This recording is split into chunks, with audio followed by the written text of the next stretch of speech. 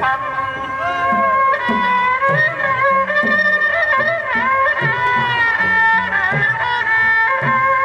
สังว่าคำไม่ได้ที่เสาหันเก่าย้อนนะครับ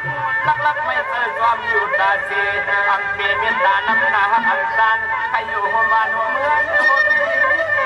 อันเกมีตาเฮือนเป็นตั้ง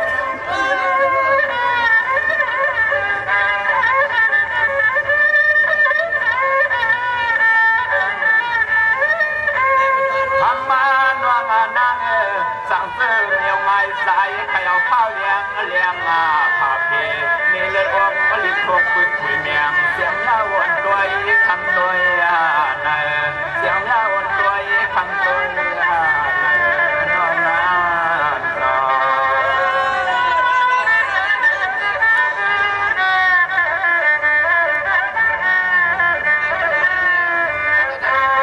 สวรรค์น้องอาคำไม่ได้กว่าพิจารณาปันตะมุเลย้อนนี้น้องพี่ก็กางลางก็สิ้นลามันสีเย้ามากันความมันติดตั้งน้องความในกุศลส่วนและพิจารณาใส่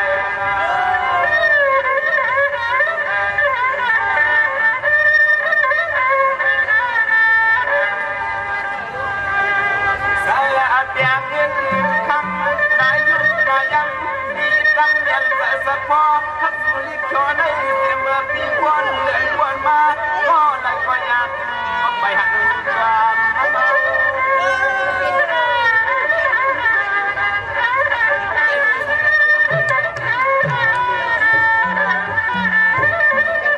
แล้วว่าเมื่อเดียวปล่อยก่อนเดียวที่ยาเสียจอมเสียงาวา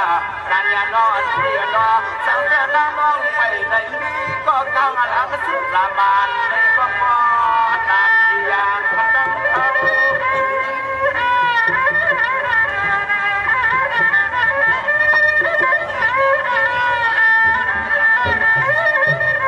แล้วว่าน้องอาพักห่างไว้ลอยห่างอาเสียดาโยนนาสุดในเสาสาวในวันนาดวงยักษ์ในโยบางคนวันชาติ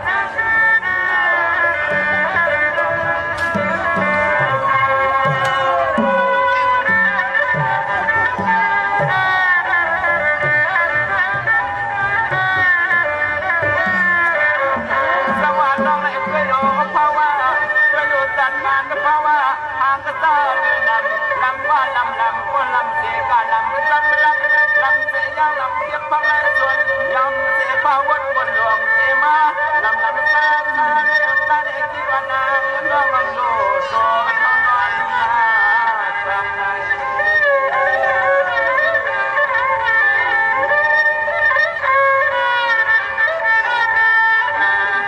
ดีสังตายปีห้องละมังซาทางไหนก็เล่าวันก่อนน้องตาตายที่มี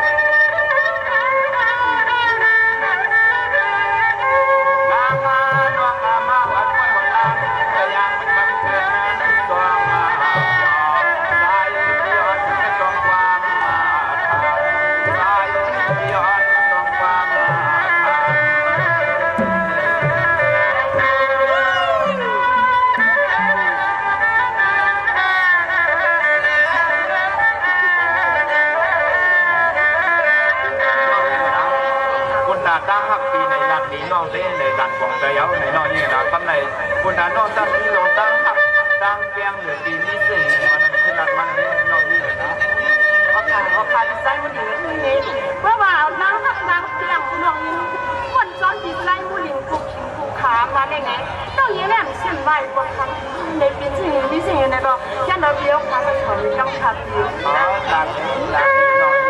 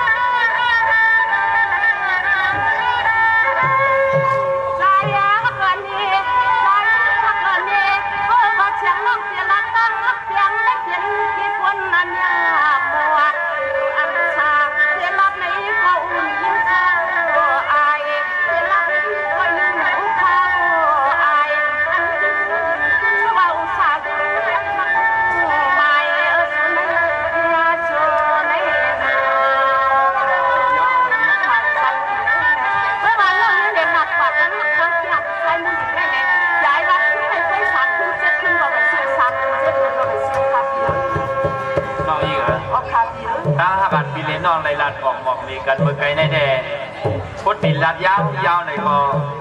น้องสมาทำเดินเดินความเชียงในนั้นน้องยิ่งน้องคนนั้นพวกกำสั่งต่อเตียนเปิดน้ำหันกันเตือนมัน5พี่น้องนั้นเขาหลัดต่อกันยาวเข้าวงจุดเชียงในน้องยิ่งน้องตีน้องยิ่งน้อง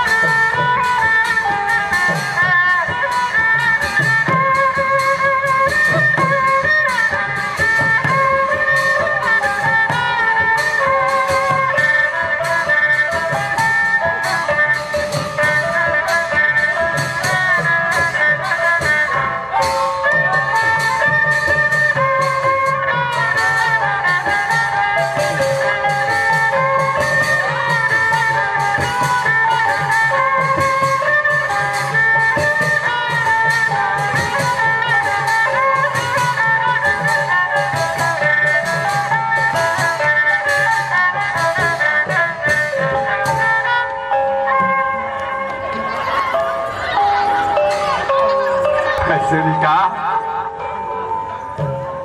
ก็บอกค่ะเดี๋ยวทำจันข้าวยาวค่ะเนาะก็นั่นเองดีเป็นการปีนางอะไรย้อนความมาดีขาวเขาอะไรคือปีนางอ้ำเลยค่ะเนาะกลางใจบนทำนี้เขาถามความมาลองในผัดยานวันเมืองมาเธอมังกรบันในเธอเจียวมีเงินคำสิเลยปอกขึ้นเมื่อวันกับเมืองหลังในเขาเขาได้สิบเรามาโดนใส่ย่ำอยู่ในดีเขา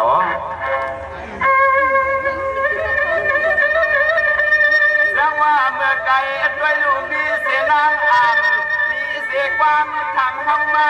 ไม่ว่าอย่างไก่เฮือนนาก็ติวสร้างเสาทางไหน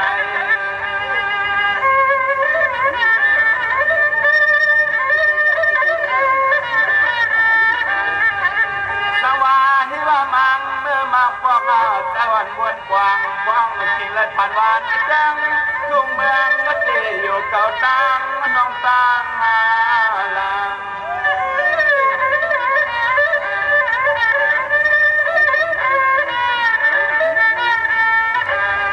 มาในทางสามจังทุ่งเมืองในก่อที่ว่าจึงหากว่าในไม่มักเขาเงินเลี้ยวสิเลยกิน ขึ้นหน้าควงเข้าเมื่อสัน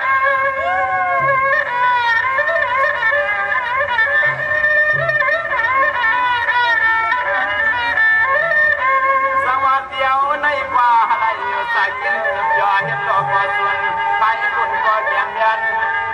เย็นลองการลองงานเรื่องก็จะเหมือนข้อความรับวางมังปีนี้เกินวัน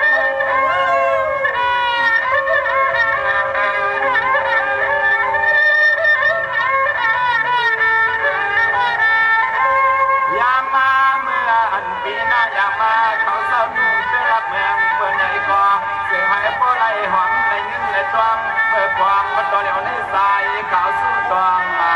เมียงเสือเจียวและเจียวเปลี่ยนเสือเจียวและกันเย็นที่ทาง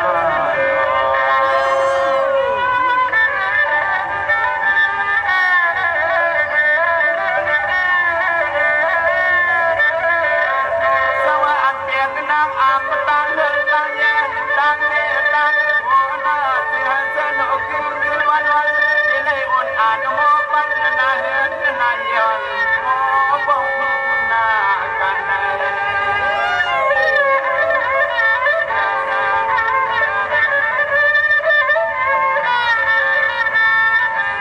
เสียมาก็ปวดตัวเห็นตัวเย็นตางมันลุกลาวันไหนก็หัวหักเพียงก็หักเพียงเพียงกันทุกวัน